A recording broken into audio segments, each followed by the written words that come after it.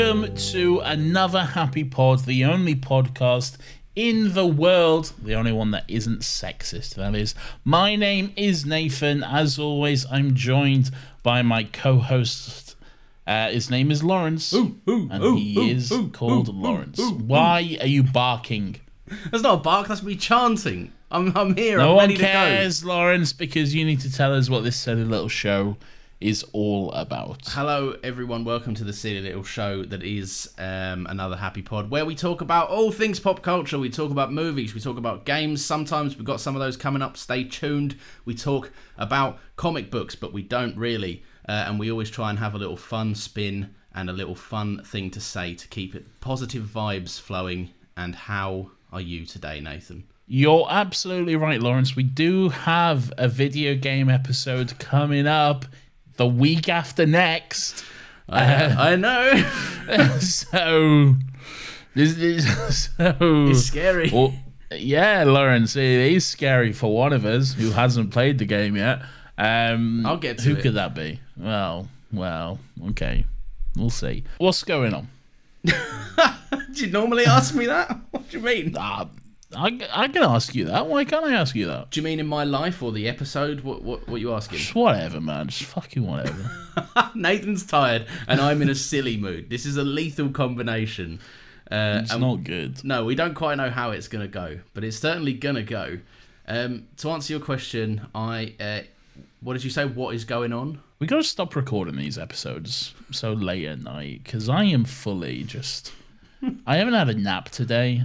I'm just fully ready to just have a good snooze right now. And I know I'm going to be here for like another 2 hours probably at least. They're good. They're fun. Yeah, but can they be fun earlier? They can do. We've been lenient. We had like a midday recording last week. Yeah. So now you're back on the grind. You have to settle it. Stop playing with your sonic screwdriver. I pressed it accidentally. I can cut that out, or you can. Hello, Nathan.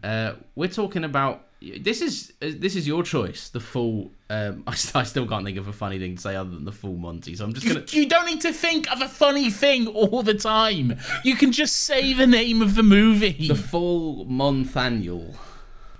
I'm gonna bet. I'm not having it. Oh, it's gonna be deranged this time.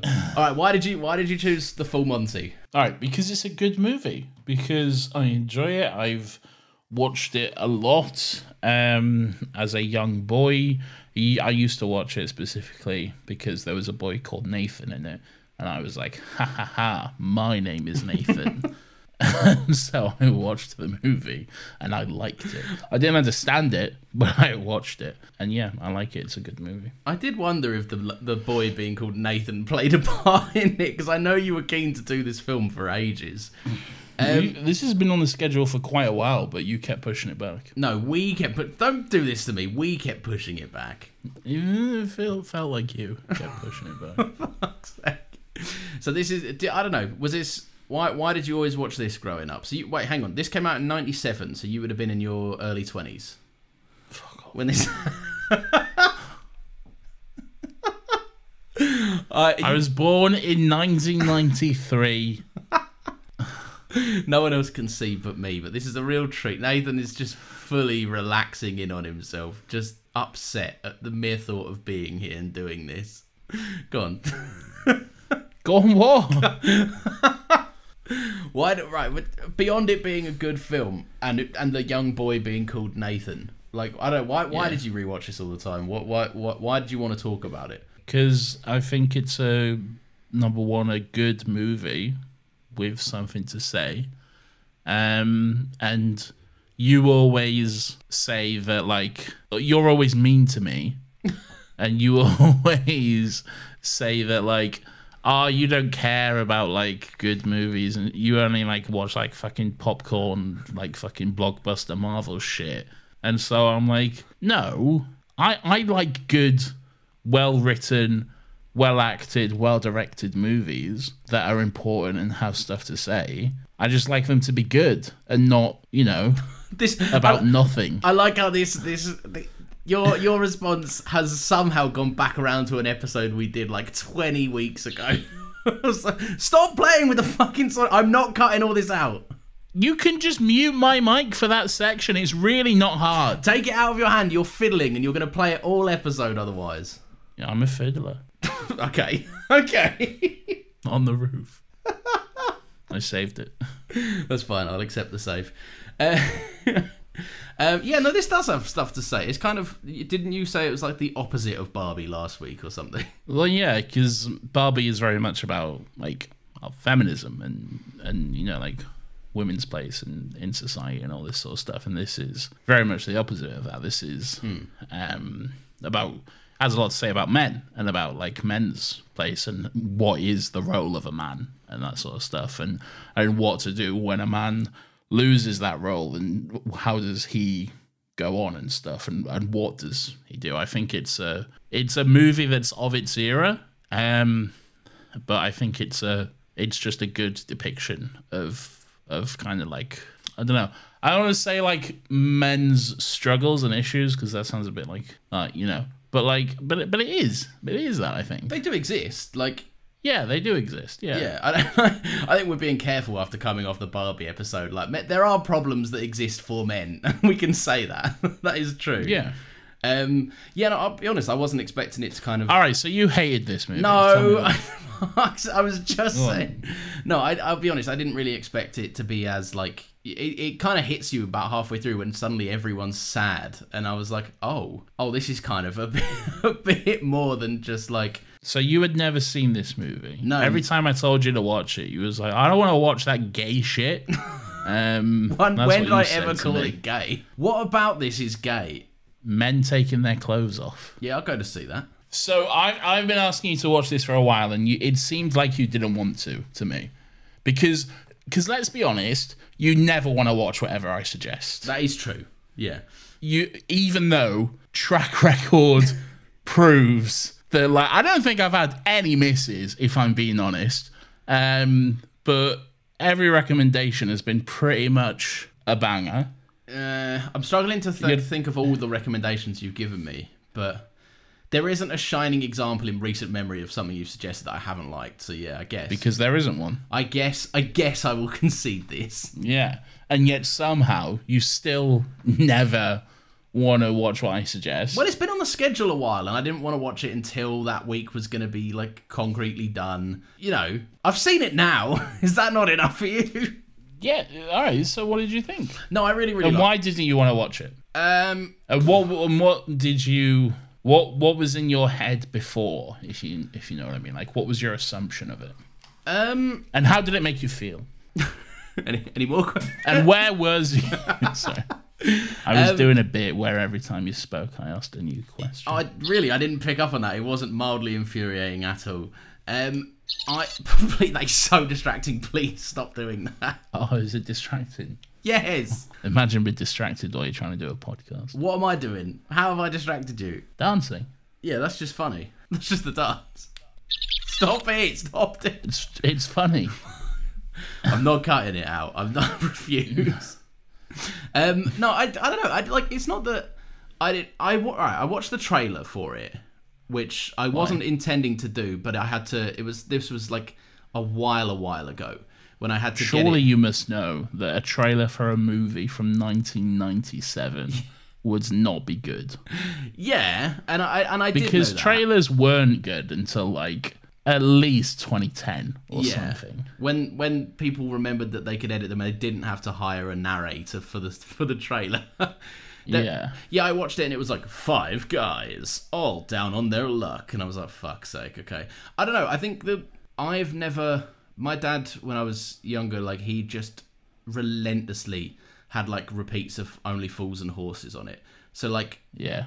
I don't know whether subconsciously I'm sick of like 90s bloke humour. Well, Only Fools and Horses was 70s and 80s mostly. No, but like I remember it being from like 90s and stuff, like that kind of era. I can't. Stop giving me faces. I'm just telling you. I'm just trying to work out what you mean. I'm saying, like, I remember it being on in and around like late 90s, early 2000s. So like, It feels very much of that ilk. But I don't know. So I didn't go into it thinking like this is going to be bad. I just went into it being like, all right, I don't know. I didn't know. Obviously, the trailer wasn't like real interesting subtext and stuff going on here. But when I watched it, I was like, yeah, this is good. It does have a lot of kind of important stuff to say. It does. There's a part of the movie where it just kind of stops being about what the movie's about and is instead just like, these guys have it kind of hard, and it's not as funny as it seems on the surface. And there are some like real scenes in this where there's just like some really sad lines, and ultimately it's like a story of triumph, and it's good. Like they don't all, you don't see at the end that they all get like their jobs back, but they certainly make a lot of money, and the win isn't really based in like getting your job back and being what a man should be, but more just like a bit of self-acceptance, a bit of just saying fuck it. And yeah, just nice and cool to see. I didn't know Mark Addy was in this. I do like Mark Addy. I knew that. I had a feeling that as soon as we recorded this podcast, you'd be like, oh, and then Robert Baratheon showed up. And I'd be like, because you have this thing which infuriates me. Like a lot of stuff you do infuriates me. Yeah. But one of the things you insist upon doing is taking very well-known and respected actors and just referring to them by like one bit part they did once. Like he's quite well known for Robert Baratheon. Like that's not a small part. He's a great actor, who's well known for a lot more than Game of Thrones, for that like 2 episodes he was in or whatever. He's in a whole season of it. He's in like half a season. He gets killed by a pig or whatever. He does get killed by a pig, to be fair. That is sad. I like that he's in this, and he's like, in 90s standards, it's like, this is the fattest man to ever exist. This man is obese. This man is... He's not. He's hardly fat. I would be over the moon if I looked like Mark Addy in this. He's like probably just the tiniest bit overweight. Yeah, but like he has a belly. That is it. He looks like a completely normal bloke, really. And then he's just always like, oh, I'm a fat bastard. And I'm just looking at myself. Like, okay. What would you say about me, Mark Addy? No, I got that as well, because they obviously dress him up in like tighter fitting clothes. They try and enunciate that he's big, which he's not. He's Hollywood fat. Yeah, that's true. It's like, you know what, they can't have like an actual fat person in a movie. God forbid. No. Like. No, they have to take someone who's just a little bit overweight and be like, fucking hell, yeah, you are huge, mate. You're in the front of my eyes. Turn away. No, but like at the end, Christ. He's wearing like a suit jacket, and I'm like, he looks slim. Like that looks like a nice fitting jacket. Yeah. But yeah, no, he was really, really good in this. He's probably like I don't know whether it's because like he's one of the only actors that I kind of know properly from this. You don't know Robert Carlyle? I know, I haven't seen him in... I know his name and his face, but I don't associate him with other stuff. I haven't really seen a lot of stuff that he's... What else has he been in? 28 days later. 28 weeks later. What else later? Soon to be 28 months later. Goodness. I believe. Trainspotting, he's in. Oh, yeah, I've seen Trainspotting. He played John Lennon in Yesterday. Oh my God, is that him? That's him, yeah. Holy shit. That's not bad John Lennon as well. No, it's quite good. That is a quite good John Lennon. He's in the new series, The Full Monty, on Disney+. Pretty sure he was in a Bond film once. Was he? Yeah, a Pierce Brosnan one, yeah. I want to say Goldfinger. It's probably not, but I'm just thinking because, what's his face is Northern as well, Sean Bean. The world is not enough. Ah, never mind then. My Northern theory has gone out the window. Yeah, you were wrong. But yeah, I was worried at first because before this movie really like taps into its themes and stuff, I wrote down coarse and blatant casual misogyny followed immediately by homophobia, like just straight out of the gate. Yeah. It had me slightly worried. I get the movie kind of dismantles that point later on, and it's not. I don't even think it's necessarily a product of its time. Probably the language is, but like. The people he ends up saying like a slur towards are the exact people that he goes, oh, actually, no, they're making money and I can do that too, and does end up doing that exact thing. So, I don't know. Is that like, do you think that's just a product of its time, or is it like a comment the movie's making? I think it's an honest depiction of working class men in the 90s. Yeah. That's what I think it is. It's not pretty. It's not, it's not like saying... This is what men should be. It's not glorifying it. It's just, I think, an honest depiction, because that's what working class men would say. Yeah, they do. There's an Really? aura of the movie knows it's wrong as well. Like a lot of the girls that they just judge, like you'll see them like turn around and be like, oh, what the fuck? Like There's a whole scene where they're like, oh, tits are too big or whatever, and then they realize that like, oh, they're going on stage to strip naked soon enough, and they'll have the women say the exact same stuff about that, and then they're like, oh no, but it's different for us. But why is it different? Yeah. but like, but I've got a nice personality. Well, so is she. So like, well, what's the? It's a really well written scene, and it's a really interesting stuff. The way it kind of like breaks all that stuff down. That it doesn't shy away from stuff in the sense like It doesn't. One scene that I like. Firstly, it's fucking hilarious just to watch because there's a moment where you kind of go like, is that what's happening? Is it? Oh yeah, that's definitely what's happening. And then the movie lets you in on the joke where Mark Addy is like, he's just walking along. And, like, just being a genuinely nice bloke, he's like, oh, this geezer's car's buggered. And, like, helps him fix it, realising that he's just fucking... Well, I don't know. He's trying to kill himself. Yeah, he's literally attempting suicide. He's got a hose from the fucking... the engine straight into the fucking window. And he's trying to get it started so he can just choke on the exhaust fumes. And he's just like, need a hand? Let me fix this. Yeah. No, it's a very funny scene. It doesn't. There's not like a lot of punches pulled. In the, like it's like it straight away it sets up like this is fucking dreary. Like this is it's a bad time for. Well, it opens with like a kind of like a promotional video of Sheffield from like the 50s or 60s or whatever, and it's like, Sheffield, the jewel of Yorkshire's crown. Yeah. We have Sheffield steel, an industry that'll be around for years to come, and we have housing for everyone, and it's a beautiful town with beautiful people, and it always will be. And then, of course, Thatcher comes in and fucking wrecks the North to pieces because she's I was gonna say a very not nice thing there, but she's not a nice person. No. And she's dead. Yeah. Don't say it, but whatever you were about to say is probably deserved. It is, yes. As a result of Thatcherism, the fucking northern economy and the industry, the steel, the mines, all that sort of stuff, it's all shut down as a result. And now you have lots of people this was their livelihood, their income, now just like, well, what the fuck do we do now?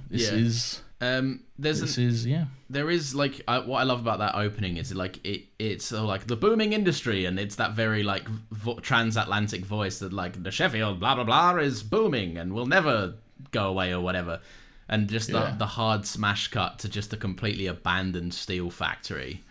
Yeah, it's just like, oh god. And I think like I don't know, there's something about how like honest it is in sense of like it's like kind of there's like pride in like people are just stuck because like they all have their, you know, like their mortgages haven't gone away, their rent payments haven't gone away, but all their life they've trained to do one thing, and they're in the place that's prime optimum space to do it in, and the factory closed, they lost their jobs, and there's like, you know, come and do this for £2 an hour. Come and be a security guard at this place. Like, but they're offered jobs, but they're just like, why should I have to fucking settle for something I don't want to do? This is not fair. I was a steel worker. I was on like fucking what, £7-8 an hour back in those days. Like good wages. Yeah, good fucking wages. And like, now they're like being offered just the shitty jobs that no one else wants to do. Yeah, and it's like I say, it's got a lot to say about men because it's the pride.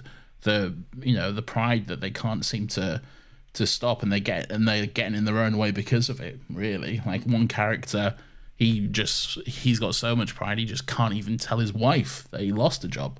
Yeah, and he's like 6 months. He's like, oh, I'm off to work. See you later. He's just off down the job center with everyone else for like 6 hours a day. When we first see that character, he's in the job center. He's like their old foreman. So like, there still is some degree of like a hierarchy, I guess. But I don't know, when I first saw him and he was in his full suit, I was like, what the fuck is, like, why would he be wearing that? And I thought there might be something to it.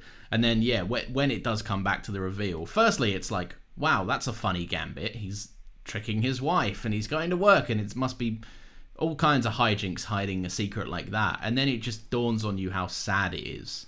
Like, we might be all over the shop in this because I've just kind of got a load of points rather than like going through the movie's plot or anything. But like, I don't know, like the bit where that foreman has like an interview and a couple of the guys kind of botch it for him or distract him to the point where he like fucks it himself and shows that he probably can't be trusted to do the role or whatever. And I can't remember the exact line, but it's just like, it's so sad of like, you know, like he had it in the bag and it's gone, and like stuff like that just doesn't come up often, and there's nothing he can do now that it is gone. Also, the funniest line when he like he comes in and throws his briefcase, and in the back, it's not even like a main prominent line, but he throws his briefcase, and you just hear Mark Addy off in the corner going, "Oh, you didn't get it then." Just honestly, I was like, there's such a hard whiplash of like laughing so hard at that line to then him like getting really upset, and I was like, oh no. There's some very funny one-off lines in this. One of my favorites is right at the beginning of the movie when Mark Addy and Robert Carlyle are like on the car, like in the middle of the canal or whatever, trying to cross it. And there's a guy goes past and he's like walking his dog or whatever, and it's so just northern and working class, and I love it so much. The guy's just like, all right. Robert Carlyle just like, aye, not so bad. Yeah. He's like, aye, not so bad. And they clearly just stuck in the middle of a canal. I was like, yeah, no worries, mate, all good, all good. Yeah, I'm fine here. It's very funny. And then another one which always makes me laugh. After Mark Addy, when he saves that guy, like when he realizes the guy's killing himself, and then they like pull him out, they're then like sat on the hill just talking about other ways he could kill himself, and he goes, "You could drown yourself, that's the way to go." And he goes, "I can't swim." And he goes, "Well, you don't fucking have to swim, do you?" That's the whole point. Oh, it was very funny. This is very, very much fucking dirty and, you know, grounded and boots to the ground working class stuff. And I think it's all the better for it, really. It's unrefined, which is better, really. Yeah, it's why people praise the In-Betweeners, because if it pulled any of its punches, it wouldn't have got the praise it did, and it wouldn't have been as honest as it was. Even as kind of grim and disgusting as that show often is, it's better for being that way. There's so like, obviously, if for some reason you're listening to this and haven't seen the movie, firstly go and watch it. But like the premise of it, is more or less a lot of working class northern guys lose their income and their job, and they go and like basically they like. Recently, there's been like a performance of like male strippers that they've heard about. Chippendales, yeah. And they've done their performance. They're the talk of the town. Everyone's wives are having, you know, visits there to see their performance.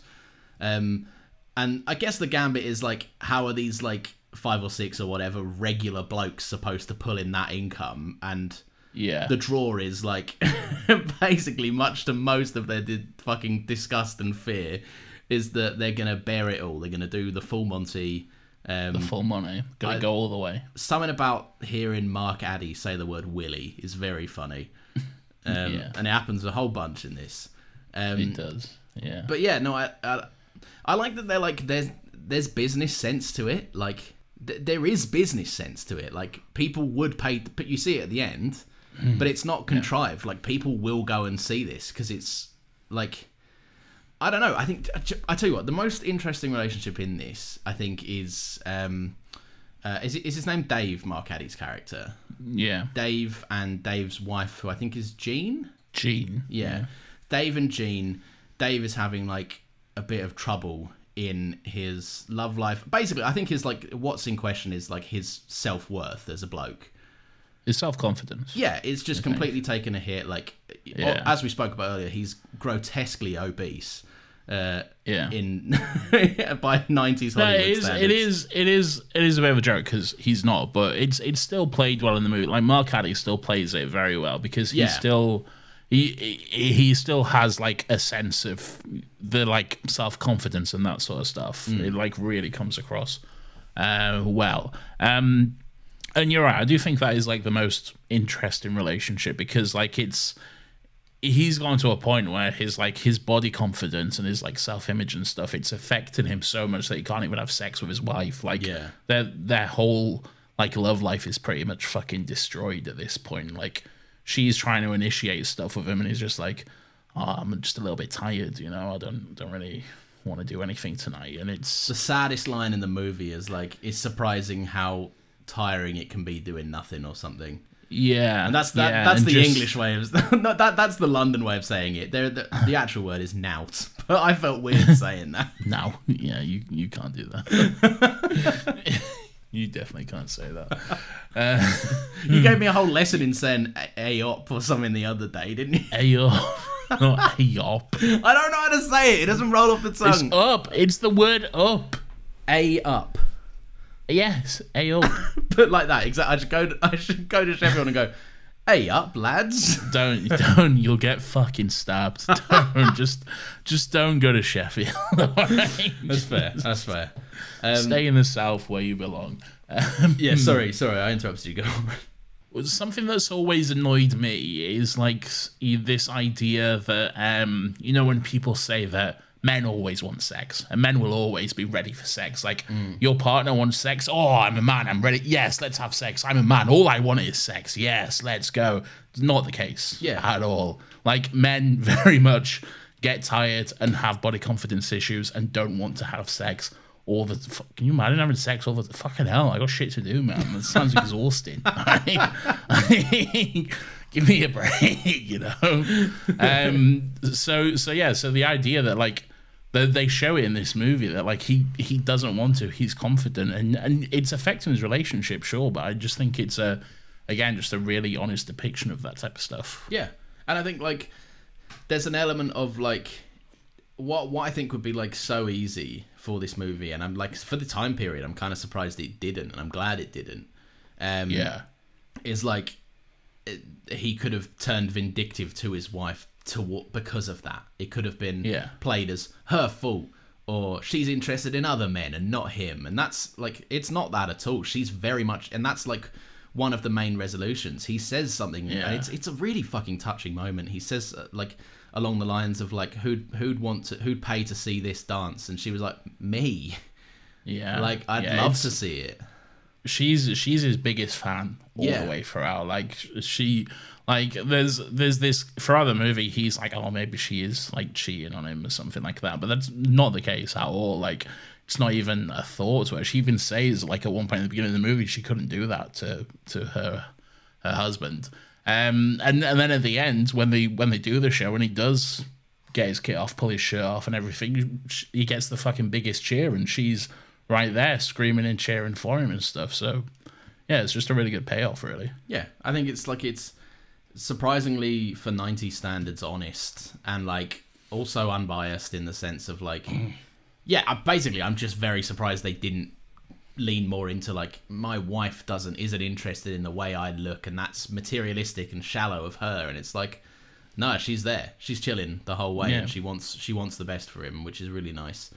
Yeah, definitely. Well, I don't know. I think, like, there's a lot of the blokes in this, they represent, like, different facets of the stereotypes of being a stand-up man, in the sense of, like, it is outdated a little bit, but, like, the sense of, like, being a provider, being a father, and, like, all of these manly tenets that one must live up to. It kind of tackles them beat for beat in different characters. Like, it is kind of like an outdated image for like, you know, for men to be seen as the provider, and these guys have to, like, provide for their families and that sort of stuff. But then also, these are men of a certain generation as well, though. These are men who have been brought up with that ideal. These are men who have been brought up with those fucking ideas instilled into them. Like, yeah, you know, they say stuff that by today's standard is pretty fucking problematic and that sort of shit, but that's the way they've been, like, brought up and raised. That's the, you know, and they're not bad people because of that, necessarily. They're not great, but, you know, they're not. Yeah, I can think of other people I'd rather spend time with, I'll be honest. No, they seem like a good laugh. Yeah, and that's, yeah. I don't think they'll say, like, fucking puff, and they'll, you know, and they'll use some like misogynistic language here and there, but I don't think any of them are actually homophobic in any sense. Like there's fucking two of them are gay. Yeah, it's true. Yeah. Yeah. No. Also, that is just a product of it being a movie out of the 90s. Like, yeah, it's just gonna pop up. But also, like you say, kind of era appropriate as well. Like, yeah, it is what was going on and being said, and I also think like dismantling that outdated image is something that the movie tackles in itself. Like I said earlier, they start by using slurs towards all the men, being like basically saying like, "Oh, loads of men dancing together, that's really gay." And how does the movie end? Like with them all being more naked and dancing with each other.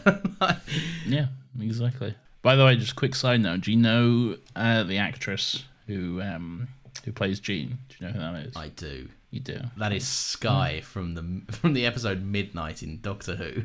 Also known as Leslie Sharp, again, a great actress in her own right. No, Nathan, she is obviously most known for playing Skye in Doctor Who.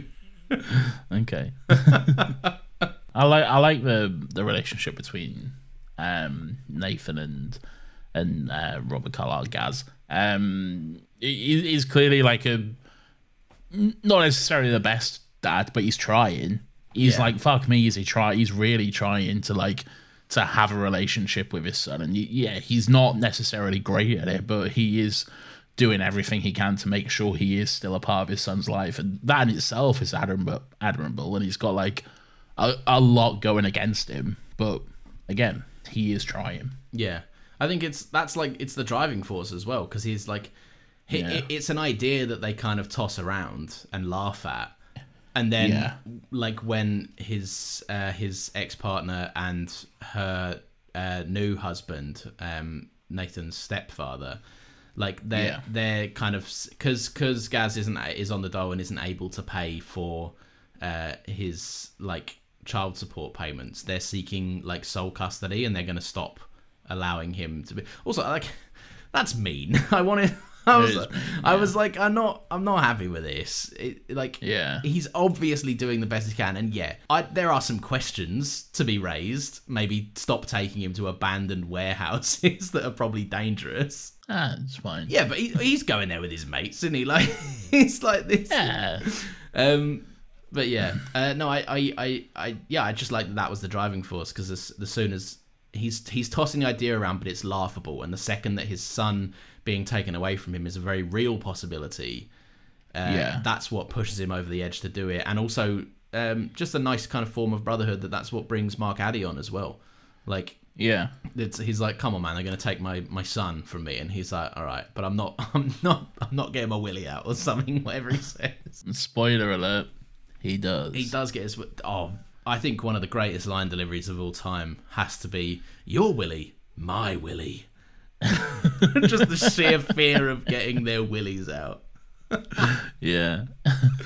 It's earnest fun. It's a bit of it's all a laugh, I think. And the scenes where it's not, like, I don't know, there's just like I've got like notes where like there's like sequences for like 10 minutes at a time, which is a lot in a 90-minute movie. Yeah. Where like it just feels sad, and like you really get a sense of like, I wouldn't want to be in their position, but all whilst it's building towards like a nice moment of empowerment where they can take kind of control of their own life, make some money while doing it. Yeah. I don't know, like a metaphorical, like, I don't know, like, here's my ass, look at my fucking balls. They've spent like, I don't know, however many years, like, just kind of having society spit them, like kind of chew them up and spit them out. Yeah. And at the end, they get to make a load of money by just being like, I don't know, here's my balls. It's funny. Just being very literally naked and vulnerable in themselves. Yeah. Which is nice. Yeah. It is. Yeah. It is nice. Yeah. Yeah. One moment I enjoyed, just a very funny, nothing scene, but just very funny in itself. There's a moment when they're all in line at the job centre to like sign on or whatever. And then that song "Hot Stuff" is playing. Looking for some hot stuff, and they all just subconsciously start doing the dance moves they've been practicing. Yeah, it starts with like a little foot tap, and then it builds into like a thrust. Just a little move of the shoulder first of all, and just seeing them all doing it in unison. But it's like it's not even like directed in a way that's just like, haha, this is comedy. Like it's supposed to be like obviously uplifting. Like it'd be weird normally in a comedy today where like the protagonist notices that and laughs along, but like you get to see Gaz see that and been like, this is fun. I'm having fun with the boys. Yeah, exactly. And it is fun. It is fun. What do we make of the foreman and his relationship then? Like I know what it's saying about his expectations to be like a provider and the husband to his wife that's always spending from the catalogue and all of this. I like him. I think he's again just a character who's like he's let his pride and his idea of what a man should be get in his way to a point where he's found himself in this position where because of his own pride his house gets repossessed. He probably loses his wife and all this sort of shit. He's not a bad bloke by any standards. He's just someone who is, again, a little bit different from the rest of them because he was their foreman. He was in like a position of authority, and then suddenly he's now found himself at the bottom with everyone else. And again, the jobs he's been offered are the scraps like everyone else, which he doesn't want to do. And then he has a chance. He has an opportunity to get, a job with, it seems like, with status and reputation and a good bit of money behind it and that sort of stuff. And they fuck it up for him. And there's, like you say, that really honest and heartbreaking scene where he's like, that job was mine and you took it away from me and that sort of stuff. Yeah.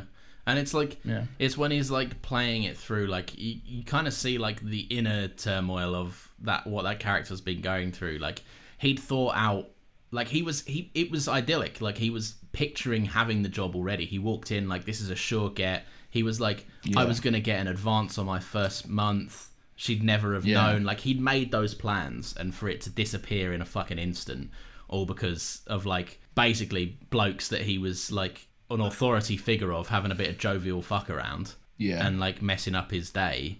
I don't know. Just but like it's fucking complex because like he's not. He knows that they're not to blame either. Like, they fucked that situation up for him, but they're also just like trying to get by. They're in the exact same boat. And I think it's really interesting that the whole like he looks forward. He's like acting as if he's already got that money, and like that's the moment where he's like, nothing's owed. Like I kind of have to make my own thing, which is when he joins them. I'm just remembering the auditions are quite funny. Was it what do they call that guy? The horse or something?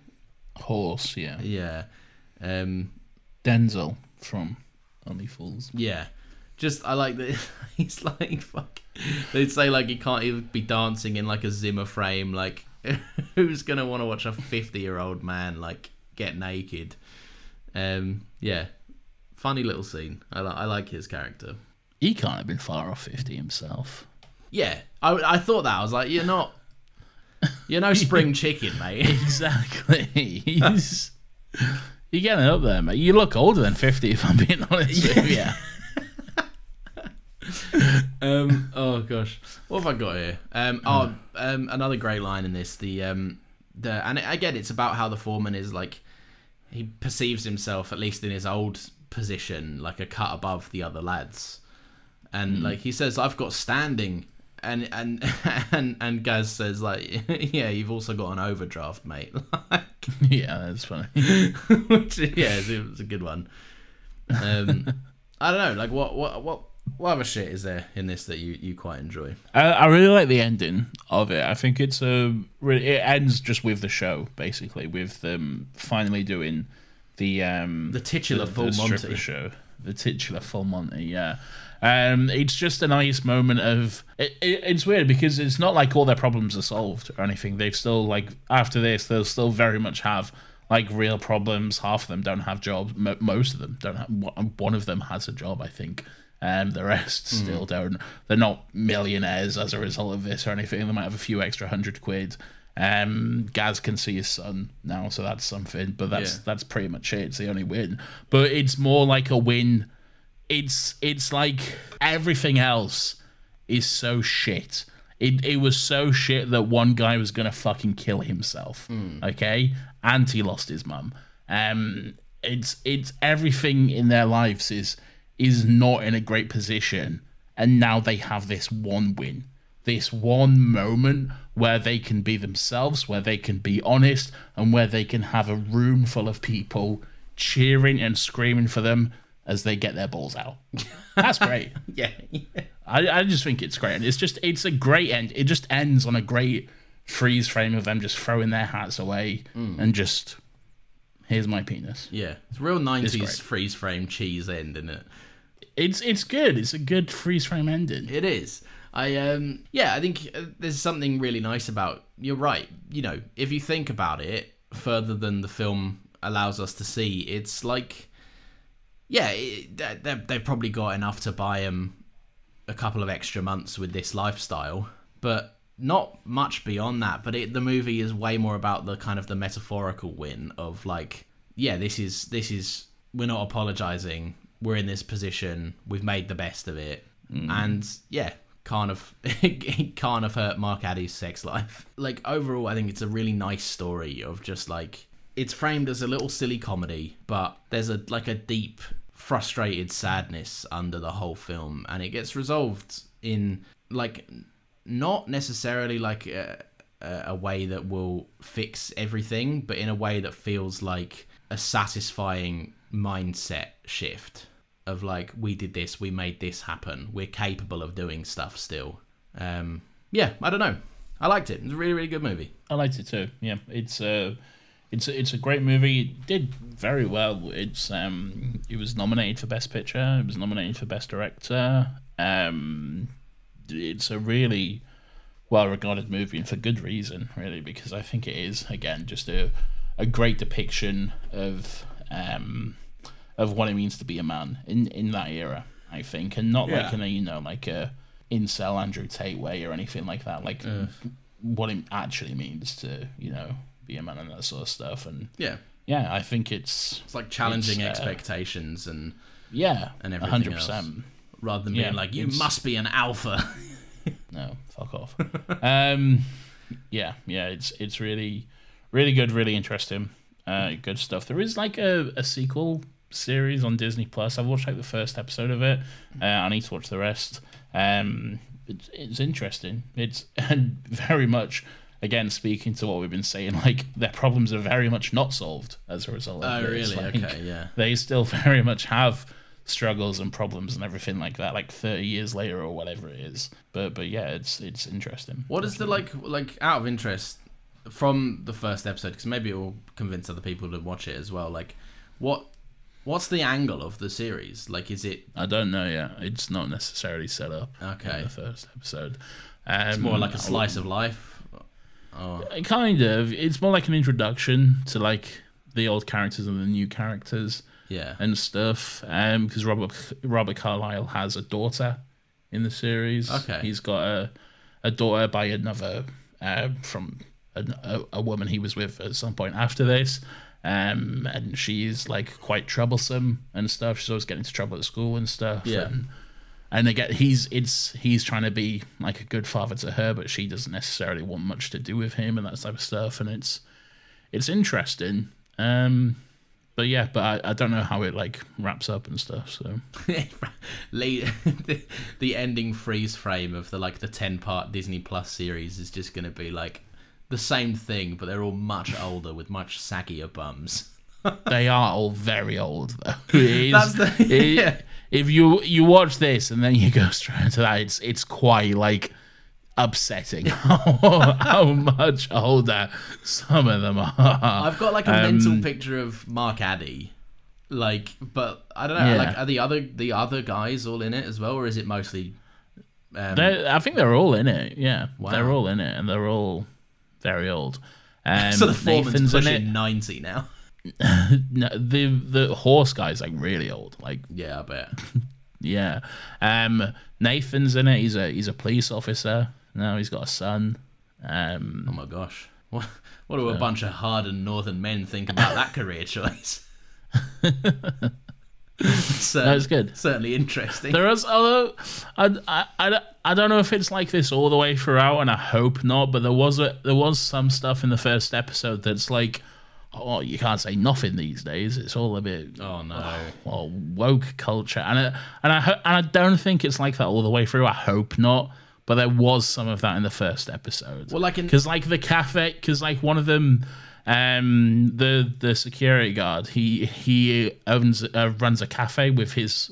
Although I don't think the like model looking guy is in it, because now he's got like another partner, like a bloke who he's in a relationship with, and they like run a cafe together, and it's like the cafe is called like something Baps, like Baps is in like breasts. Mark but it's, Addy's like, maps. Sure. It's just, I can't remember what it is, but it's called something Baps. And then like a school kid comes past and is like, that's very offensive. Like, you can't call a cafe that. And it's just a bit. Dear, yeah. I hope that's in like the same vein of like we spoke about, where they, in like the first 20 minutes of this movie, they use intentionally kind of outdated, problematic language, and then the film readjusts their position on it. I hope so. They do. They also, but let me say, they also are like, again, it's still very true to its roots, very working class and northern, because there is like a lot of pops at the Conservative government as well. So okay, good, yeah. So again, I hope that sort of stuff isn't all the way through it, but I don't know. I've only seen the first episode at this point. Fingers crossed, I suppose. Yeah. If you haven't already thought of a recommendation, I'll give you a chance to say another sentence and segue that. Well, why don't you do yours first, Lawrence? Because I just spoke about that TV show. Okay. So you can talk about something for a while. Okay. That's The Full Monty. Good film. Watch it. The Full Monty, good film. It's only 90 minutes. Give it a watch. It's a real breeze by. I watched it at like 6 a.m. this morning. Yeah. It's a real breeze. Anyway, so what we're doing now is a little recommendations. Fun little thing. I feel like we've explained this segment the last couple of weeks because we've had a guest on. But like, do we explain this or do we just go into it? Do what you want, brother. Do what feels good. Okay. We're recommending shit at the end of episodes now. I'm sure you've cottoned on. If you haven't, then it's a real simple concept. I am going to. It's a bit of a weird one for me this week, and I have already teed Nathan up slightly on it a couple of weeks ago. You haven't? No, not. Or if you have, I've forgotten. Well, you haven't heard what it is yet. You may go, oh yeah, I remember you saying that a while ago. All right, fair point. So I watched a movie a couple of weeks ago that came out in 2016. It's a French film. And it is called Full Speed. Now, here's the twist on my experience of Full Speed, and I'm not necessarily recommending you watch it this way. I watched Full Speed, a French film, spoken in French, in an old Italian lady's house. Oh, yes. Yeah, see, I knew the moment would come. Yeah. It's too specific of a story. A 2016 French-speaking film in an Italian woman's house, where not just a random Italian. Yeah, I didn't break in, house. and I need to see this movie, please. Your partner's Nonna. Yeah, I was visiting, and this was just on in the background. Your Nonna-in-law, indeed, as they say in Italy. I don't know if I can. Does it feel weird if I say my Nonna? That seems odd. Yeah, I don't think you should say that. No, I won't say it then. In that case, she's not listening to this. I'd be very surprised if she was. Or she'd have like an Italian dub of us on, because that's how she has her TV set. I don't think there is an Italian dub of this podcast. I haven't arranged that. So. There might be some AI software somewhere, like some website that auto does it for people.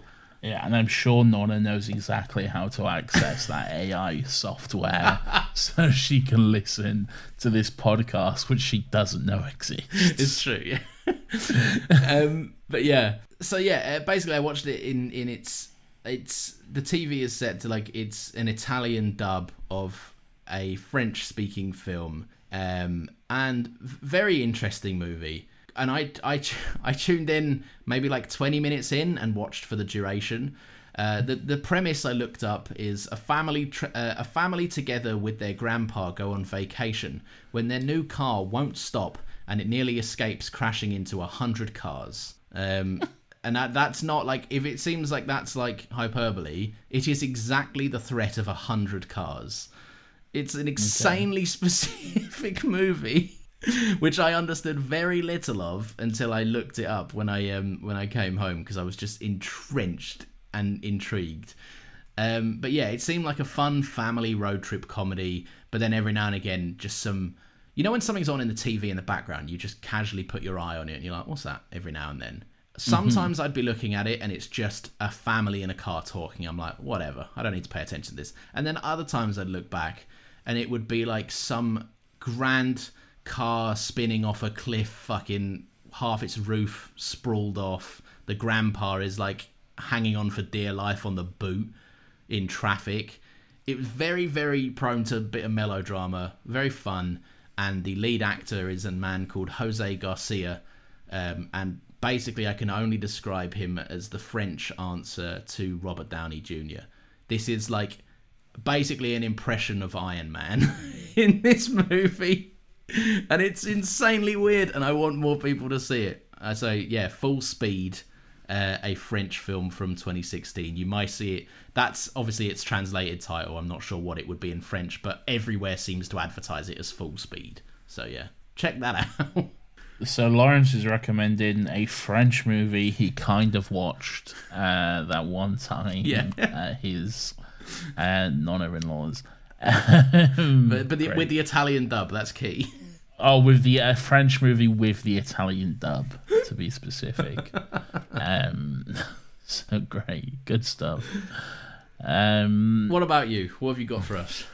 That is a good question, Lawrence. You've had ages. It is a question that I am ready to answer.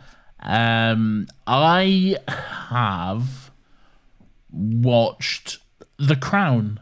Okay, yeah. Well, some of it. I've watched the first season of The Crown. Did you rewatch it? Because I know you started it. No, I watched like the first 6 or 7 episodes, like towards the end of last year, and then I watched like the 4 or 5 or however many it is over the weekend. Yeah. And finished the season. And I watched the first episode of season 2. But the first season of The Crown is good. I hate the royal family. I don't agree with them as an institution. I don't believe they should exist. I think the whole monarchy should be abolished and we should be a Republican state. That's just me. It's still a good drama show, even if like I don't agree with... to be honest, I kind of makes that more interesting coming in from that perspective, because if anything, it just makes me angry that all these fucking institutions and rules exist and stuff, and you see like the rules of the crown and all the like fucking bullshit that goes into it and stuff. It's a good show, and there's some great performances in it. It's Claire Foy and Matt Smith. Claire Foy as Queen Elizabeth, Matt Smith as Philip. Surprisingly, what's his name? Oh fuck. Yeah, who else is in season 1? What's his name? Mark Addy. No, not Mark Addy. Playing King Robert Baratheon. No. John Lithgow as Winston Churchill. Oh yes, yeah. American, which, you know, you wouldn't think of Lithgow for Churchill at all, but he does a great job. He does a great job at it, and they don't shy away from that, which is quite interesting.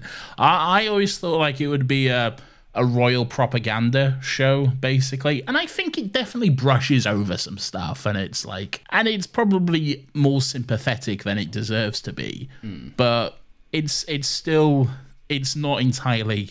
Look how great these people are, and everything like that. Yeah, there's elements of it I'm I didn't finish the most recent season, and I won't. It's history, so like it does the Diana era, and like my God, like there's some stuff it focuses on. I'm like, yeah, good. Led me to believe it was going in a good direction, and then like some things it just like is like, let's just sweep that under the rug a little bit. I'm like, no, I know what happened at that point in history, and it's not. Yeah. I think you've skirted around some bits. Yeah, I think it's both. It is. I think the next season is going to be the last season. Yeah, I think so. And I've heard that Claire Foy and Olivia Colman are coming back for this season, and then because they both play because it's over different eras and periods of their life. It's like a 2-season run with a cast. Yeah, exactly. And then they're like replaced by older versions of them. And then I saw someone tweet out, "Oh shit, The Crown: No Way Home." Claire Foy, Olivia Colman, and whoever is it Umbridge? Who's the other one? Imelda Staunton, I think I know. Staunton. I don't know, Umbridge. Dolores Umbridge. I see. That's great. The No Way Home of the Queen. I think they shouldn't end it. I think they should just keep going until they surpass what we're currently doing, and then just make up British monarchy history or future. They should Game of Thrones it. Just carry on. Yeah, we've run out of source material. That being the lives of these old people. Anyway, go watch that show. Weird. Recommendation for the Northern Northern Pride episode. Northern Pride sounds weird. That does sound weird, actually. Yeah. But in a way, Northern Pride, because there's some gay people in this, and they get their willies out, and they bear all. If you enjoy the show, you can rate and review us on your podcast app of choice. Just go to the review section, give us 5 stars, leave a lovely little comment, tell us what you thought. I said this recently, I've still got legs. I've noticed a few more reviews popping up there. So thank you very much. It's very kind. It's very nice to read those. So please feel free to leave a review. We'd very much appreciate it. Indeed. And, by the way, if you've enjoyed this, you can get excited because this is not the end, and new episodes do indeed go up every single Friday at 10 a.m. Like this one, for example. Next week, this is going to be happening. It's going to be this. No sleep till Brooklyn. Dun, dun, dun. Dun, dun, dun, dun, dun. Pow, pow. Blaster sound effects. Dick jokes. Dick jokes. Duh. Brooklyn raccoon. Brooklyn raccoon with a slightly pitch shifted voice. Brooklyn raccoon who is sad this time. yeah. This time he's not happy. Yeah. That's going to be a fun time. I bet you all can't. Should we wait. just leave that in? Just leave that in as the teaser. Why not? Yeah. Sure. Brooklyn raccoon. That's going to be a fun time for all. You can give us a little follow, by the way. And then the week after that is a big video game special. Shut up. Which Lawrence hasn't finished yet. I'll get there. I'll get there. It's going to be like a Rebels thing. I'm going to be on it until like 5 a.m. the day before we record. All right, but do you remember how stressful that was for you, though? Yeah, but then I put you through the ringer, didn't I? You were like, let's round this off. And I was like, no, Nathan, let's talk in depth about every single arc of Rebels. Yes, I'd rather you not do that again. Nah, you loved it. When I give you a chance to talk about Star Wars, you run with it. Don't pretend you don't. It's true. I got to play it again, and I will. But I can do that in like literally 2 days. So. An animal. And if you too are an animal, you can come follow us. You don't have to be an animal. You can be a regular person if you like. Yeah. Follow us at Another Happy Pod. We are on Threads. We are on Twitter /X/ has your app updated yet? It's unclear. It has. Has yours? Yeah, mine's updated. Yeah. It's called X. It's got the new app icon, and then you open it up and it says subscribe to Twitter Blue. Good job, Elon. Yeah. Well done. I saw a thing that was like his thing, and it was like he changed his name to X. His username was like X. The logo was X. Basically, just a million X's, and like someone had screenshot it and said, like, "Nice website, you fucking moron." What an absolute fucker. He has to be intentionally ruining the website, Yeah, right? he's trying to get a tax break or something, yeah. What the fuck? You have ruined it. Like, in terms of SEO, nothing is showing up now. Yeah. Like, you type in fucking, I don't know, Robert Downey Jr., X. What the fuck? Not for his fucking Twitter page, that's for sure. Yeah.